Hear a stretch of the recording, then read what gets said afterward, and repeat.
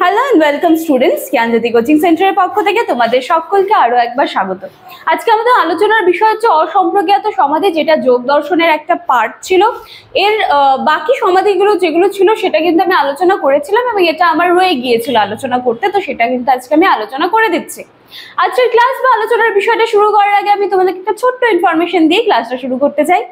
তোমরা যারা তোমাদের থার্ড সেমিস্টারে আমাদের জ্ঞানজ্যোতি কোচিং সেন্টারের সাথে যুক্ত হতে চাইছো, তার জন্য তোমাদের সকলকে ওয়েলকাম। আমাদের এখানে কিন্তু অ্যাডমিশন অনেক আগের দিন থেকে শুরু হয়ে গিয়েছে এবং পেইড ব্যাচে যে সমস্ত ক্লাসগুলো নেওয়া হয় সেটাও কিন্তু অনেক দিন আগের থেকে শুরু হয়ে গিয়েছে এবং ইভেন আমরা অনেকগুলো টপিক কিন্তু কমপ্লিট করে ফেলেছি। তো তোমরা যদি ইচ্ছুক হও তাহলে তোমরা কিন্তু আমাদের জ্ঞানজ্যোতি কোচিং সেন্টারের সাথে যুক্ত হয়ে যেতে পারো। আমাদের সাথে সরাসরি যুক্ত হতে গেলে তোমাদেরকে এই কর্নারে দেওয়া যে দুটো নাম্বার তোমরা দেখতে পাচ্ছ সেই দুটি নাম্বারে কিন্তু কল করে নিতে হবে। এই নাম্বার দুটি হলো আমাদের জ্ঞানজ্যোতি কোচিং সেন্টারের অফিসিয়াল হেল্পলাইন নাম্বার। এই দুটি নাম্বারের মধ্যে যে কোনো একটি নাম্বারে কল করলে তোমরা তোমাদের যে কোর্স ফি নিয়ে যা কোয়ারিজ আছে, এছাড়া তোমাদের সাবজেক্ট নিয়েও কিন্তু অনেকের অনেক কনফিউশন থাকে, তো সমস্তটাই কিন্তু তোমরা এখানে কল করলে তোমাদের সমস্যাটার সমাধান তোমরা করে নিতে পারবে। ঠিক আছে, চলো কথা না বাড়িয়ে আজকের আলোচনার বিষয় যা আছে সেটা আমি শুরু করছি। দেখো, অসম্প্রজ্ঞাত সমাধি বলা হচ্ছে চিত্ত যখন বিষয় থেকে বিষয়ান্তরে আর যায় না। ঠিক আছে, বলছে এবার আমরা যখন আগের ক্লাসগুলো আলোচনা করেছিলাম তখন তো আমরা দেখেছিলাম যে বিষয় চিত্ত এই ব্যাপারগুলো কি ছিল। ঠিক আছে, যারা দেখোনি তারা কাইন্ডলি একটু আগের দিনের ভিডিওগুলো দেখে নিও এবং আমার যারা স্টুডেন্টস আছে যারা এই ভিডিওটা দেখছো তাদের কাছে কিন্তু চিত্ত বিষয় ব্যাপারগুলো একদম ক্লিয়ার রাখুন। ঠিক আছে, চলো। তো বলা হচ্ছে যে চিত্ত যখন বিষয় থেকে বিষয়ান্তরে ধাবিত না হয়ে সকল বিষয়ের চিন্তা থেকে মুক্ত হয়ে যায় এবং এই সময় হচ্ছে নিরোধটা ঘটে। তো যখন এইরকম একটা পরিস্থিতির সৃষ্টি হবে তখনই কিন্তু হয় অসম্প্রজ্ঞাত সমাধি।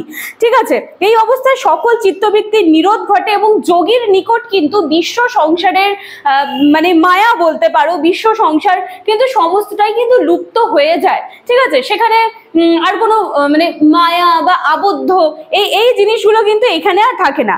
আত্মার দ্বারা বলা হচ্ছে যে আত্মার দ্বারা তিনি তখন আত্মাকেই জানেন এবং আত্মচৈতন্য মগ্ন হয়ে সকল দুঃখ যোগীর কিন্তু দূর হয়ে যায়।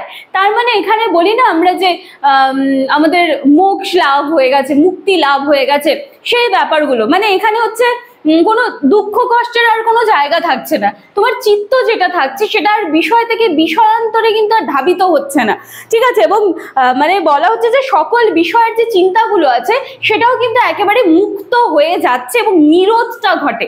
তো সেটা হচ্ছে কি আমাদের অসম্প্রজ্ঞাত সমাধি। ঠিক আছে, এবার দেখো এখানে বলা হচ্ছে যে এই সমাধির ক্ষেত্রে কিন্তু কোনো রকম চঞ্চলতা কিন্তু এই ক্ষেত্রে লক্ষ্য করা যায় না।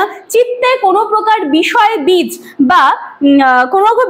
বা আলম্বন কিন্তু থাকে না বলেই অনেক ক্ষেত্রে বা এই সমাধিকে কিন্তু নির্বীজ সমাধি বা নিরালম্ব সমাধিও কিন্তু বলা হয়। এই অসম্প্রজ্ঞাত সমাধিকে নির্বীজ সমাধি বা নিরালম্ব সমাধিও কিন্তু বলা হয়ে থাকে। তো এই ছিল আজকে অসম্প্রজ্ঞাত সমাধি, ভীষণ ছোট ছিল টপিকটা। তো আজকের ক্লাসটা এইটুকুই। আজকের এই ভিডিও পর্যন্ত যারা পৌঁছবে তারা জানি অসম্প্রজ্ঞাত সমাধি কোথা থেকে এসেছে, কি এসে কিচ্ছু বুঝতে পারবে না, তারা কাইন্ডলি আমার আগের ভিডিওগুলো চ্যানেলে সুন্দরভাবে দেওয়া আছে, একটু দেখে নিও, পুরো ব্যাপারটা কিন্তু তোমাদের ক্লিয়ার হয়ে যাবে। আজকের ক্লাসটা এখানেই শেষ করছি। ক্লাসটি ভালো লাগলে লাইক, কমেন্ট, শেয়ার, সাবস্ক্রাইবের আশা রাখলাম। দেখা হচ্ছে পরের দিনের ক্লাসে। Thank you.